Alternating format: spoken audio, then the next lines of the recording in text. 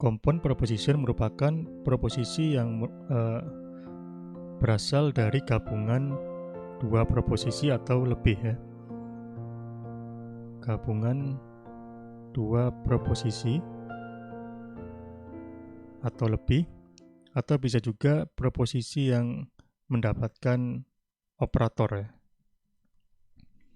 Jadi misalkan ini yang pertama adalah negation. Jadi ketika suatu proposisi mendapatkan operator negasi, maka dia menjadi suatu compound proposition. Jadi pada pembahasan sebelumnya kita sudah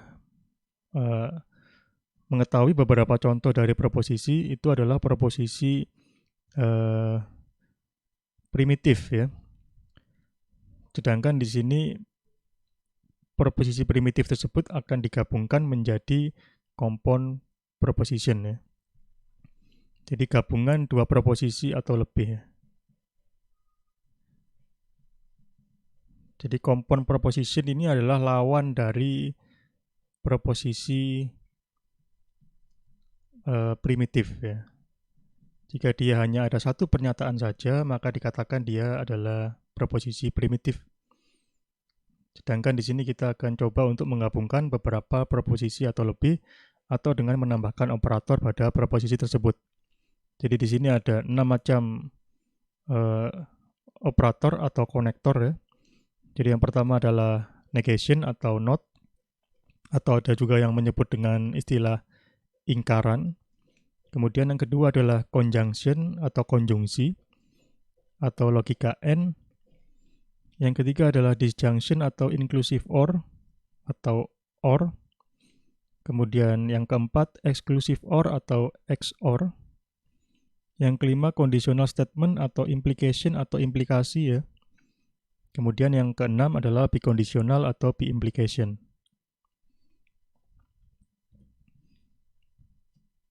Negation atau ingkaran itu adalah suatu proposisi yang memiliki nilai kebenaran yang merupakan kebalikan dari proposisi aslinya. Jadi jika proposisi aslinya bernilai true, maka negasinya harus bernilai false. Dan sebaliknya, jika proposisi aslinya bernilai false, maka negasinya harus bernilai true. Jadi contohnya ada proposisi P atau pernyataan P yang mengatakan bahwa Coca-Cola dapat menyembuhkan COVID-19. Ini nilai kebenarannya adalah false ya. Kemudian ingkaran dari P, jadi dengan notasi seperti ini, atau ada notasi lain seperti ini, itu adalah notasi yang sama ya. Negasi dari P itu adalah Coca-Cola tidak dapat menyembuhkan COVID-19. Jadi ada perbedaan di sini. Di sini dia ada ingkarannya dengan kata tidak, sehingga mengakibatkan pernyataan ini menjadi true.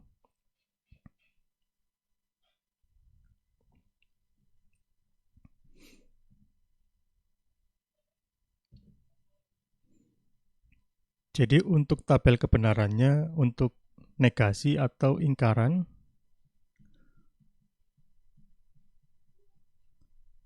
jadi kita bisa menyatakan dalam bentuk tabel kebenaran. Jadi ada proposisi P tadi, kemudian ingkarannya adalah negasi P. Jadi kita di sini memberikan semua nilai yang mungkin ada pada proposisi P. Jadi dia bisa bernilai false, bisa juga bernilai true. Untuk negasinya, berarti kalau dia false, negasinya adalah true. Jika dia true, negasinya adalah false. Ini adalah tabel kebenaran.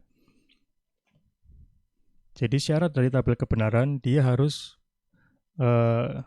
merepresentasikan atau dia harus mencakup segala kemungkinan nilai yang ada. Jika hanya ada satu proposisi atau satu pernyataan, maka dia ada dua kemungkinan ya.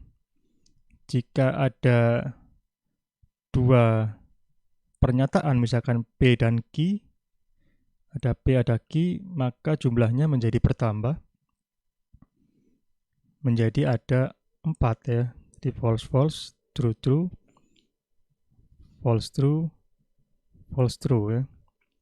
Jadi di sini ada 4 macam. Kalau dia hanya ada satu statement atau pernyataan, dia ada 2. Bagaimana jika dia ada 3? Jika ada pernyataan P, pernyataan Q, dan pernyataan R, maka dia jumlahnya akan lebih banyak lagi, yaitu ada 8 ya. Jadi false false, false false, true true, true true. Kemudian yang Q bisa kita isi false false, true true, false false, true true. Kemudian untuk yang R, false true, false true, false true, false true. Jadi ada 8 macam.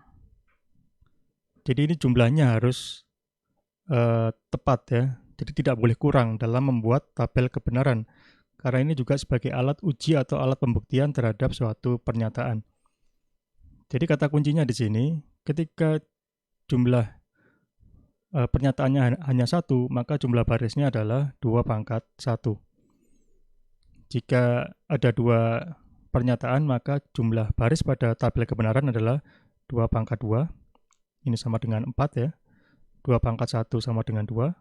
Sedangkan ketika ada 3 pernyataan, maka jumlah barisnya juga 2/3, sehingga ada 8 baris. Untuk yang ada 4 pernyataan, berarti dia 2/4 atau 16 dan seterusnya.